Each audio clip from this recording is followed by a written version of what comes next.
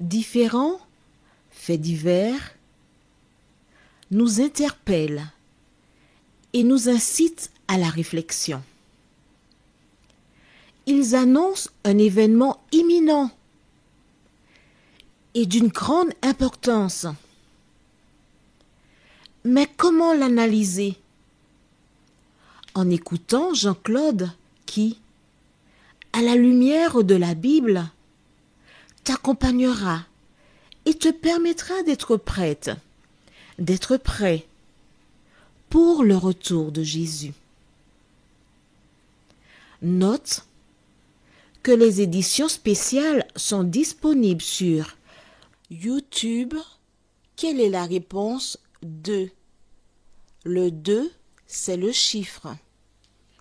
Je te salue fraternellement en Jésus-Christ, le Sauveur du monde. C'est Jean-Claude qui partage avec toi cette nouvelle série qui s'intitule Découvrir la vérité. Marco et Jean-Claude sommes très heureux encore de te retrouver pour cette nouvelle étude de la parole. Juste avant d'aborder notre thème, à savoir un serpent, fait 3, un serpent, recherchons la présence de Dieu. Notre Seigneur et notre Dieu, grande est notre joie, car nous avons toutes choses dans le nom de Jésus de Nazareth. Alors que nous aborderons ce thème, fais-toi un serpent, nous te remercions, Seigneur, car le Saint-Esprit nous aidera à comprendre le plan du salut qui était dévoilé déjà dans l'Ancien Testament de manière concrète. Merci pour la parole. Seigneur, merci de continuer de nous éclairer. Nous t'avons demandé cette grâce, non pas parce que nous en sommes dignes, mais c'est au nom de Jésus de Nazareth et pour ta gloire éternelle. Amen. Rappelle-toi, nous avons achevé dans l'étude précédente avec cette référence biblique, 1 Pierre 5, verset 10. Tu te rappelles? C'est une référence que tu dois apprendre, connaître par cœur. Que les gens ne citent pas. Mais cette référence a toute son importance. Elle a toute son importance. 1 Pierre 5, verset 10 déclare: le Dieu de toute grâce qui vous a appelé en Jésus-Christ. C'est qui, le Dieu de toute grâce? Qui vous appelle? Qui t'appelle? Le Saint-Esprit. C'est lui qui appelle.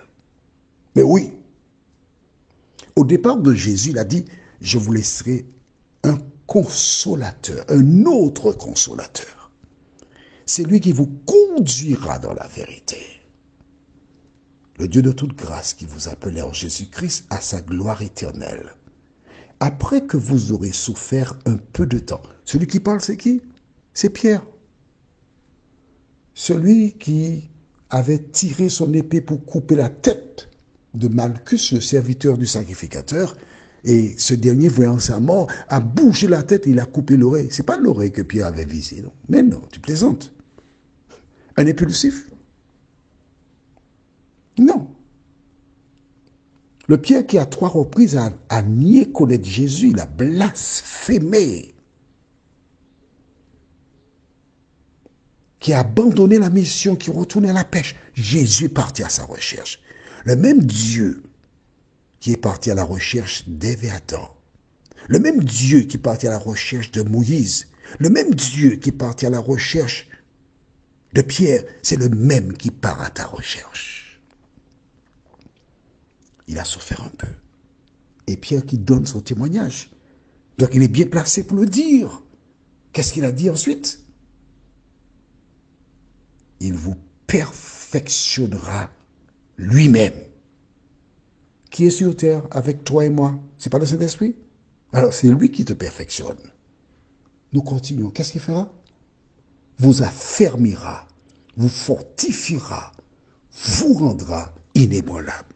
Ne regarde pas ton présent. Lis ce verset et demande à Dieu de t'aider à devenir comme Pierre, inébranlable. Il le fera. Ne reste pas là pour dire Seigneur, à moi inébranlable, Seigneur, à moi inébranlable. Non, prends la Bible, lis la Bible. Étudie, prie, applique la Bible. Fais ce que Jésus demande et tu deviendras inébranlable.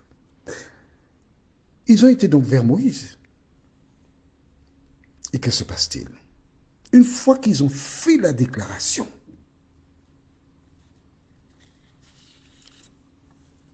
versets 8 et 9, Nombre 21, toujours versets 8 et 9, Moïse pria pour le peuple. L'Éternel dit à Moïse, fais-toi un serpent brûlant dans des versions d'airain ou encore de bronze et place-le sur une perche.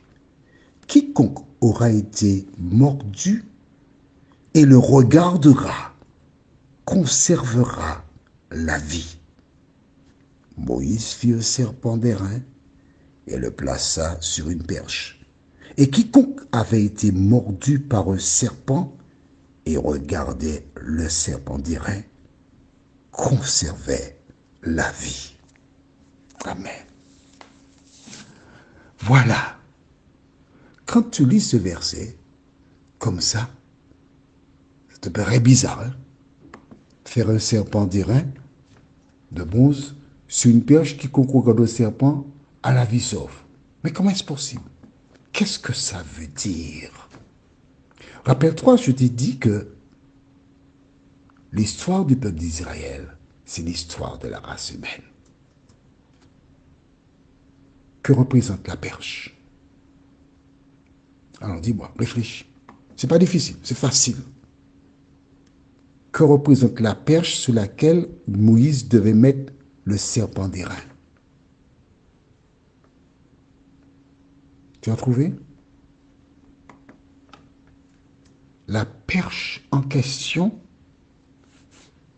représente la croix sur laquelle Jésus devait être crucifié.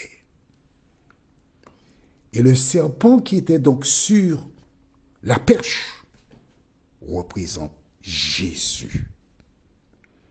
Ce n'est pas qu'il y avait une puissance dans le serpent, ni dans la perche.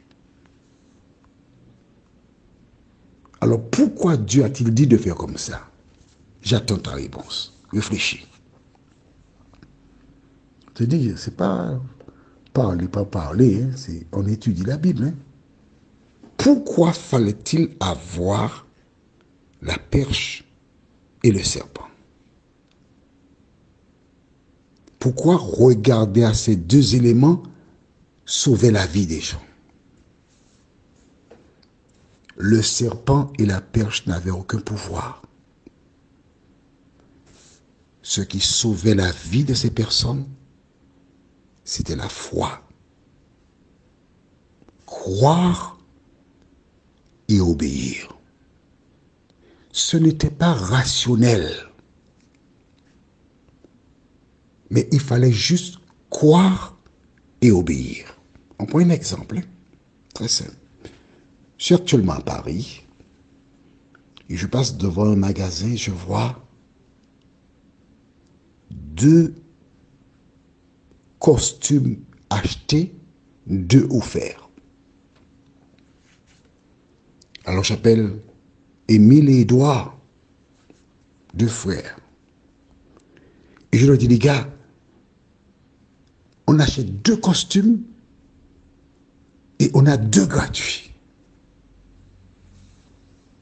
Le 2, je n'ai pas nommé de prénom parce que je ne vais pas faire de problème. Tu penses que c'est vrai? Franchement, je ne crois pas. Et l'autre dit, mais écoute, ça ne nous coûte rien. Allons voir quand même. Qu'est-ce que ça te coûte? On va regarder. On va descendre. Et ils arrivent, parce qu'il y a la démarche, il faut qu'ils aillent. Ils voient effectivement que c'est la vérité. Que faut-il? Chacun essaie un costume. Et une fois qu'il a choisi son costume, il demande chacun toujours un costume à la taille identique. Et ainsi, ils paient chacun un costume et ils ont chacun 2 costumes. S'ils restent chez eux, ils auront raté l'affaire. Mais il faut qu'ils se déplacent, qu'ils se rendent sur place. Et quand ils se rendent sur place, ils font l'expérience. Et c'est à ce moment-là qu'ils sont en mesure d'avoir les 2 costumes. Toi qui m'écoutes, as-tu la foi? En clair, tu as déjà compris que ceux qui eurent la vie sauve lors de cet épisode, c'est parce qu'ils avaient eu foi. Ils avaient cru. Beaucoup de personnes ne comprennent pas ce qu'est la foi. Mais la foi, qu'est-ce que c'est? C'est le bébé. Le bébé naît, à sa naissance, on a déjà choisi le prénom. Donc on appelle le bébé Marie-Gabriel.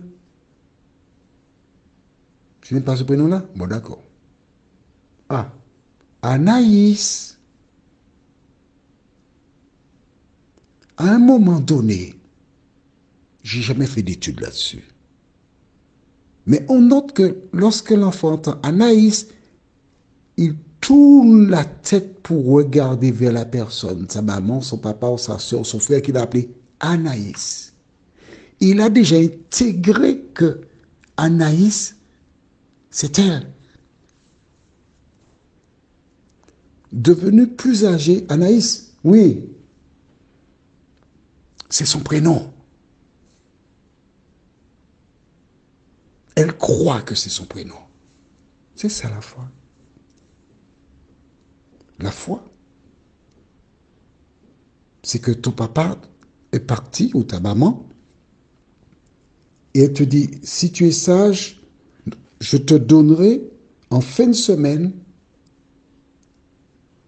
vendredi, une forêt noire. Je sais, ouais, je parle beaucoup de forêt noire, tu as déjà compris.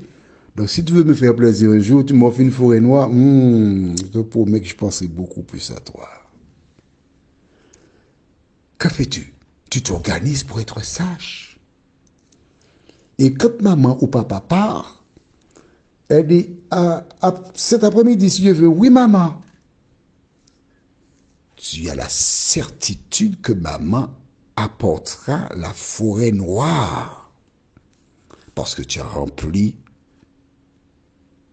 ton devoir. Et maman est fidèle et juste, elle emmènera la forêt noire. C'est ça la foi, croire. Alors, bien sûr, un auteur a écrit dans la Bible, oh, la foi est une ferme assurance des choses qu'on espère et une démonstration de celles qu'on ne voit pas. En clair, ça paraît compliqué là, oui, j'étais d'accord parce que moi, quand j'ai entendu ça la première fois, j'ai trouvé ça compliqué. La foi est une ferme assurance des choses qu'on espère. C'est-à-dire que des choses dont tu es certain que tu auras. Je l'aurai. Et une démonstration de celle qu'on ne voit pas. Celle qu'on ne voit pas, c'est quoi? C'est Dieu qu'on ne voit pas. Il démontre son existence en te donnant ce que tu as demandé par la foi. Alors, je te donne la référence, ça se trouve dans Hébreux 11, verset 1. Écris ça dans le cahier. Or, la foi est une ferme assurance des choses qu'on espère. Une démonstration de celles qu'on ne voit pas. Pour l'avoir possédée, les anciens ont obtenu un témoignage favorable. Prions. Notre Seigneur et notre Dieu, nous reviendrons prochainement sur cet épisode du regard vers le serpent et la perche. Merci pour la parole. Continue de nous éclairer, nous faire du bien, nous t'en prions. Au nom de Jésus, pour ta gloire éternelle. Amen.